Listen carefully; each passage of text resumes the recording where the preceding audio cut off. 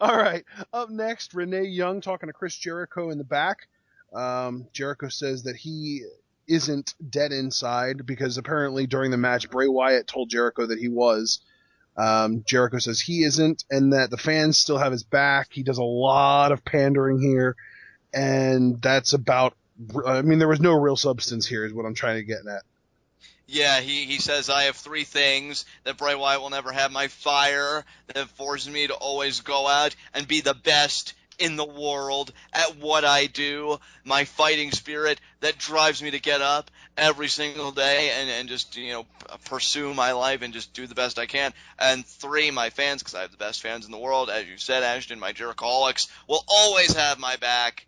And so, yeah, a very heavy baby-faced kind of promo from Y2J, which seemed just a little void of his usual charisma, his usual antics, but that's fine. That's not even a knock. He did the promo that I guess he felt like he had to do coming off of a loss, and we know that this program's going to continue, so there you go.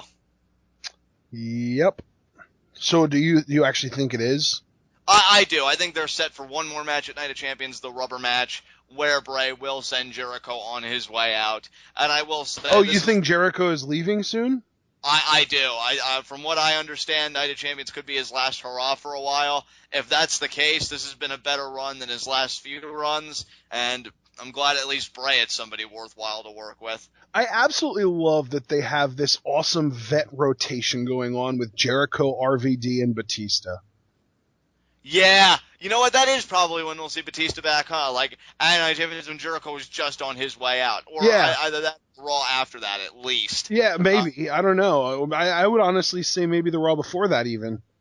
yeah, and it makes perfect sense. And I like it. I like the vet rotation because it doesn't seem like it's overly saturated. This way, you can have one big guy putting over the younger guys, and it just really works out well. So I like it too. Absolutely.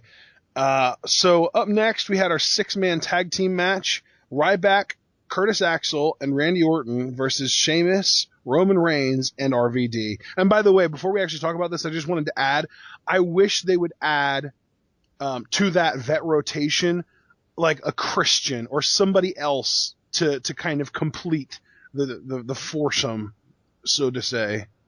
Yeah, I think that it needs, and I guess RVD kind of fits that role now of like mid card tag division because Jericho is Yeah. more upper mid card main event. He's kind of transitional, and Batista's just Well, no, straight up like main to me, event. I think RVD and Jericho are in very similar spots. Now, granted, Jericho is a little bit higher up on the card than RVD, but they're both that workhorse guy that's going to be able to put on great matches to get younger guys over. The only difference is RVD is going to be working with guys that are trying to make their way to the Intercontinental title. Jericho is going to be working with guys that are trying to make their way to the world title.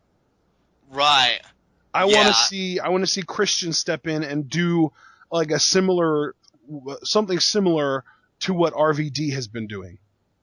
that would be great. I think And Christian. like I even feel like not RVD, like Mark Henry and Big Show right now are in a spot where they can be kind of similarly like playing a similar role. Like they're probably gonna we're talking about all this time, all these months we've been saying, well, you more specifically have been saying the Ascension's going to take the tag titles from the Usos. Well, if that happens, I want the Ascension's first feud to be with Mark Henry and the Big Show because I want them to prove that it doesn't matter how big you are, they're going to roll over you and they will rock. Dude, that would be magnificent. And since you said it, I just want to finish the job and put this visual in your head.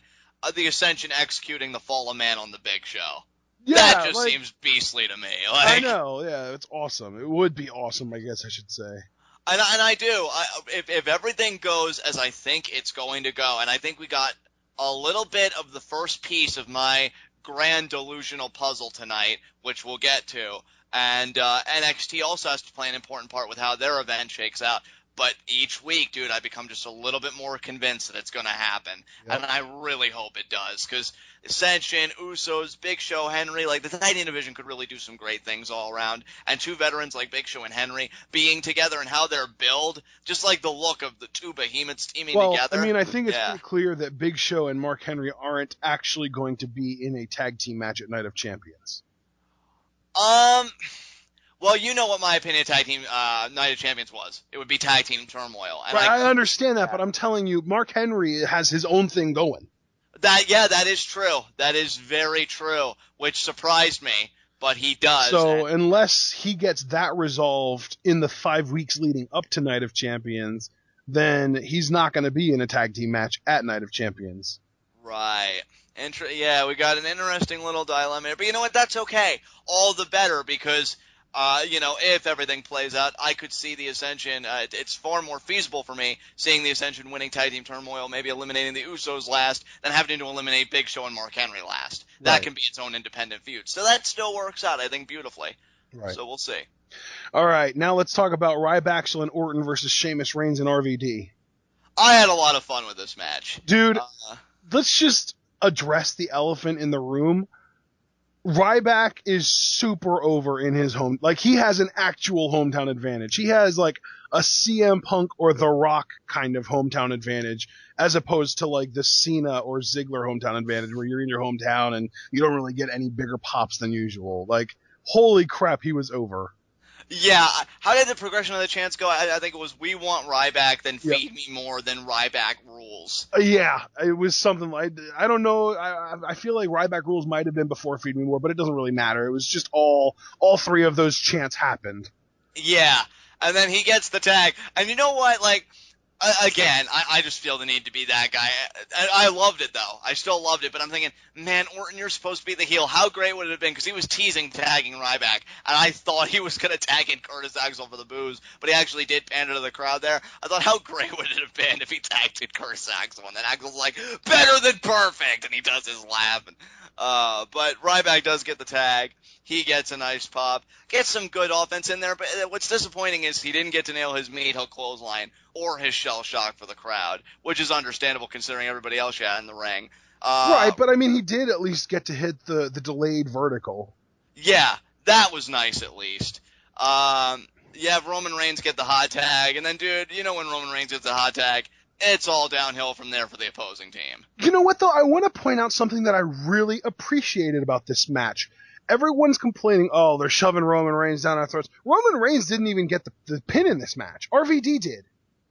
Yeah, that's right. He did not get the winning pin. If anything, he was just warding off the enemy because Orton came in. He RKO'd Sheamus during the finish after Sheamus bro-kicked Ryback. Right, because yeah. Ryback, I felt like, yeah. Yeah, because Reigns gets the tag, and he did the Superman punch to both members of Ryback, and then he hit a spear on Axel. And then Randy Orton came in, and I believe he did an RKO to Reigns, and then RVD tags in and just does his crazy offense and ends up getting the win.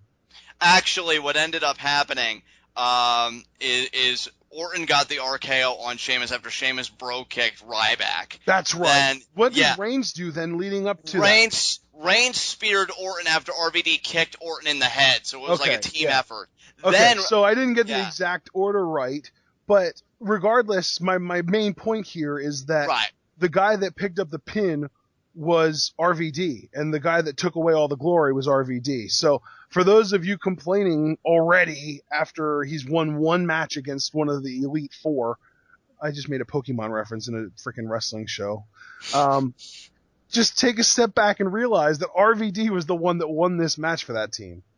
It's not even one of those things where it was like back when back when we had that Reigns Ambrose match where Reigns hit the spear and then let Ambrose tag him so that he could get the glory, and Reigns was like showing off and being like, you didn't even need to do that. I could have pinned him there, but I decided to be generous and give you the glory. It's not like that. Reigns got taken out.